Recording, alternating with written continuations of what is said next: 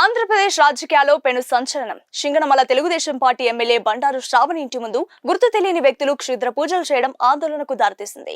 గుర్తు తెలియని వ్యక్తులు ఓ షిఫ్ట్ కారులో వచ్చి పక్కా ప్లాన్ తో ఎమ్మెల్యే ఇంటి గుమ్మం ముందే నిమ్మకాయలు, తెల్ల నువ్వులు చల్లి వెళ్లారు. ఎమ్మెల్యే అనుచరులు వారిని గమనించి వెంబడించేలోపే ఆ కారు అతి వేగంతో మాయమైపోయింది. అయితే సీసీటీవీ ఫుటేజ్ ఆధారంగా ఆ కారు గుంటూరుకు చెందిన మొగిలి ఆదిలక్ష్మి పేరిట రిజిస్టర్ అయినట్లు ప్రాథమిక సమాచారం అందింది.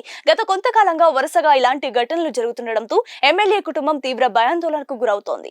ఇది కేవలం పూజలేనా లేక ప్రాణహాని తలపెట్టే కుట్రనా? ఎమ్మెల్యే శ్రావణి స్వయంగా స్పందిస్తూ ఈ క్షుద్ర పూజల వల్ల తమ కుటుంబ సభ్యులు తరచూ అనారోగ్యం పాలవుతున్నారని ఆవేదన వ్యక్తం చేశారు.